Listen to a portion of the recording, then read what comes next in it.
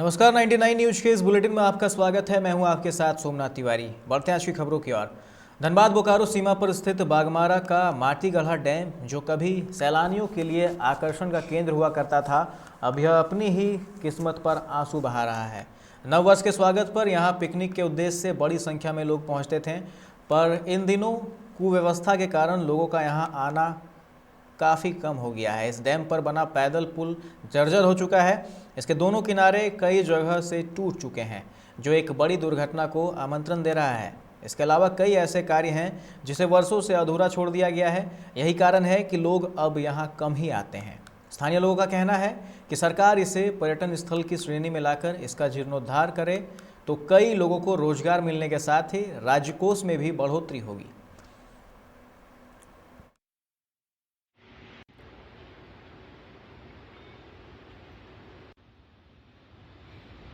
इसका बहुत बड़ा महत्व है। अभी से लेकर के आप ये दिसंबर 25 जनवरी के बाद से अभी देखिए, अभी हम लोग भी पिकनिक मनाने आए हैं। अभी 25 दिसंबर आया नहीं है। 25 दिसंबर के बाद से लेकर आपका 14 जनवरी 15 जनवरी तक जो मकर संक्रांति है, आपका खिचड़ी है, उस समय यहाँ लाखों हजारों का तबाह भीड़ रहती है। हम खुद आते हैं, हर एक साल आते हैं, हर एक फैमिली के साथ, पूरा विद फैमिली, अपने दोस्तों यारों के साथ फैमिली यहाँ हम लोग आके पिकनिक मनाते हैं। कहीं और दूसरे जगह हमको जाने की जरूरत नहीं। माहौल यहाँ का बहुत बहुत बहुत बेहतर माहौल है। सब अपना है, बहुत बेहतर माहौल है। लेकिन यहाँ पे क्या है, ये पर्यटन स्थल को डेवलप नहीं किया जा रहा है। हम लोग का मांग ये है, ये मांग अब चाहे आप आपके जरिए हो, आप मेरे बात को किसी और के सामने पहुँचाए, चाहे BCCL के पास में या सरकार के पास में, तो मांग हम ये करना चाहते हैं कि इसको डेवलप कीजिए। यहाँ पे कई वर्षों से पर्यटन का, यहाँ पे लोगों का लाखों लाखों के भीड़ में पूरे जनवरी पिकनिक मनाने के लिए दूर दराज के लोग यहाँ पे आते हैं। और यहाँ का सौंदर्यीकरण जो है अभी थोड़ी थोड़ी हमको लगता है कि और हो जाए तो यहाँ और भी भव्य रूप से पर्यटन स्थल हम लोग के रूप में यहाँ पे देखा जा सकता है।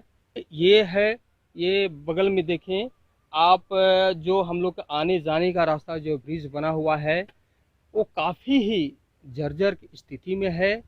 कभी भी दुर्घटनाग्रस्त हो सकता है, क्योंकि यहाँ पे पूरा जनवरी इतनी काफ़ी में पर्यटन का जमावड़ा भीड़ होती है कि ये बच्चों के लिए भी खतरनाक हो सकता है।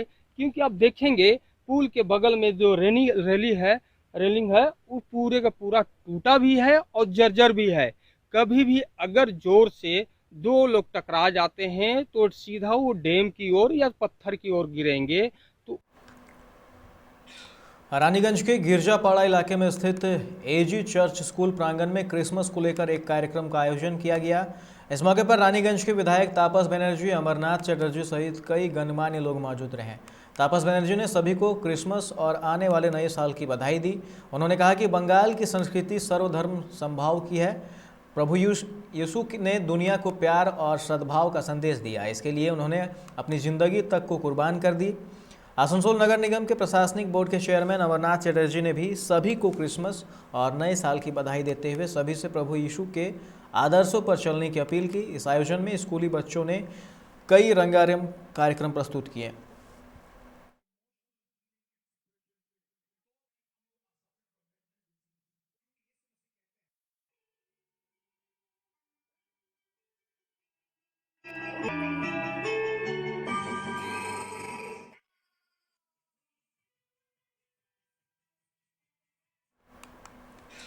दक्षिण बंगाल के व्यवसायी संगठन फोसबेक ने व्यवसाय के विकास पर एक कार्यक्रम का आयोजन किया, जिसमें रानीगंज के व्यवसायी RP खेतान, सचिन राय, पवन गुटगुटिया, विनोद गुप्ता, प्रदीप बजोरिया सहित फोसबेक के सभी सदस्य उपस्थित हुए। इस कार्यक्रम में ACL के CMD प्रेम सागर मिश्रा मुख्य अतिथि के रूप में उपस्थित थे। फोसबेक के पदाधिकारियों ने ACL के CMD प्रेम सागर मिश्रा से इस क्षेत्र में कोयला उद्योग को साथ लेकर वाणिज्यिक विकास के मुद्दे पर चर्चा की। किस तरह से ECL के सहयोग से यहां विभिन्न उद्योगों को बढ़ावा मिले, इस पर मतों का आदान प्रदान हुआ।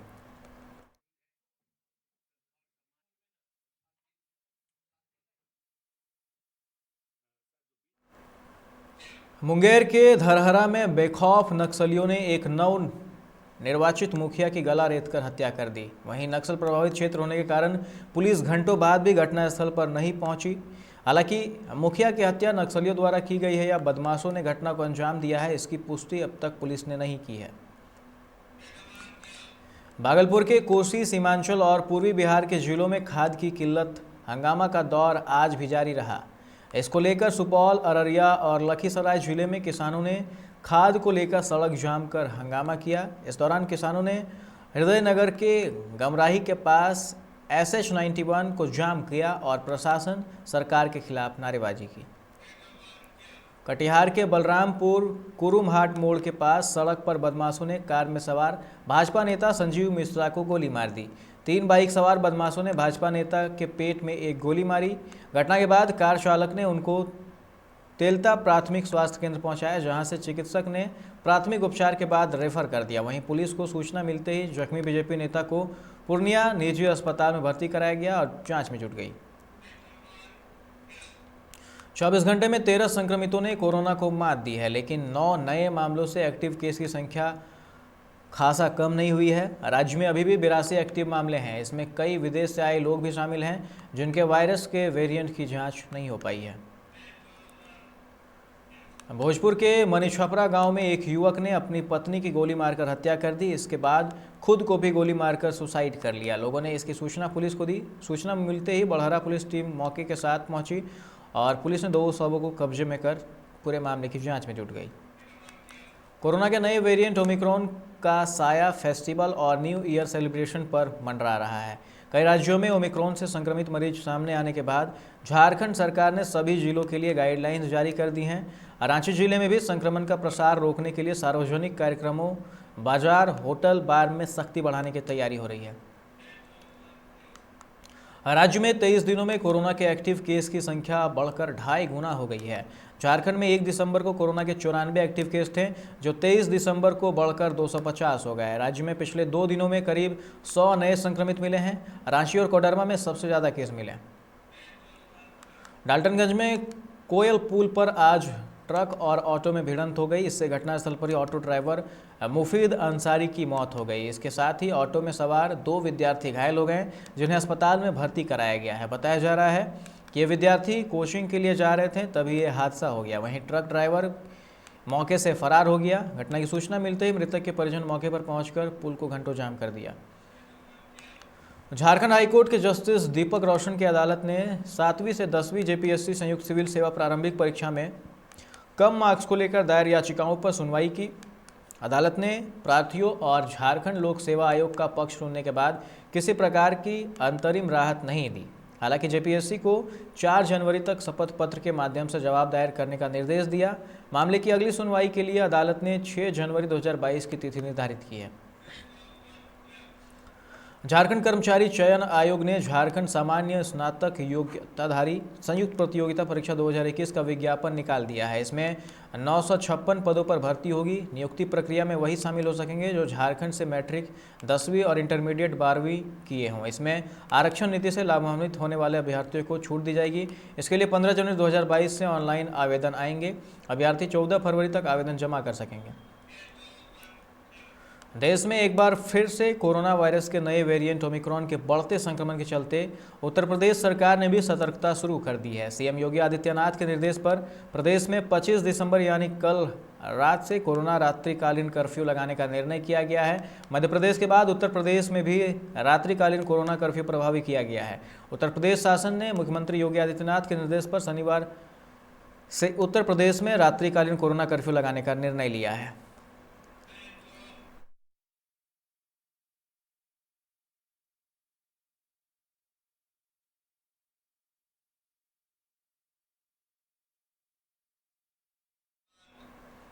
लखनऊ में 9 दिन पूर्व स्टेट बैंक के ग्राहक सेवा केंद्र में असले के बल पर लूट करने वाले 3 बदमाशों को पुलिस ने गिरफ्तार कर घटना का राजभास किया है। सीओ नवीन शुक्ला के नेतृत्व में पुलिस टीम ने बदमाशों को गिरफ्तार करने के साथ ही घटना में प्रयुक्त मोटरसाइकिल और 35,000 नकद बरामद किए हैं।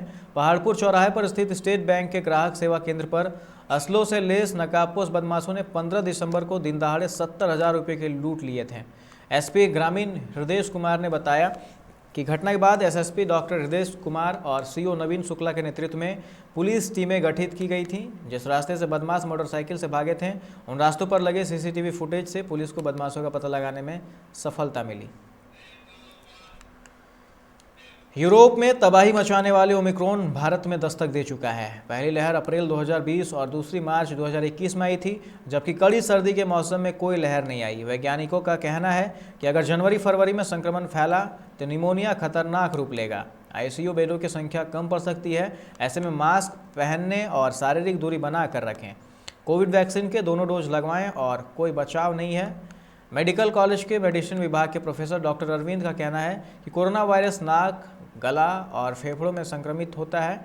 नाक और गले में रुक जाए तो मरीज आसानी से सप्ताह भर में ठीक हो जाता है, लेकिन अगर संक्रमण फेफड़ों में पहुंच गया तो यह गंभीर निमोनिया बनकर जानलेवा हो सकता है। लखनऊ गोरखपुर राष्ट्रीय राजमार्ग पर हुए सड़क हादसे में स्कूल जा रही 3 छात्राओं की मौत हो गई। प्याज लेकर जा रहा ट्रक हाईवे पर डिवाइडर से टकराकर पलट गया। ट्रक के नीचे 5 छात्राएं दब गई, जिसमें 3 की मौके पर ही मौत हो गई। दुर्घटना के बाद आक्रोशित लोगों ने ट्रक को क्षतिग्रस्त करने का प्रयास किया, लेकिन पुलिस के मौके पर पहुंच जाने से लोग शांत हो गए। हादसे में ट्रक के खलासी को भी चोट आई है। दुर्घटना के बाद ट्रक का चालक वाहन छोड़कर फरार हो गया।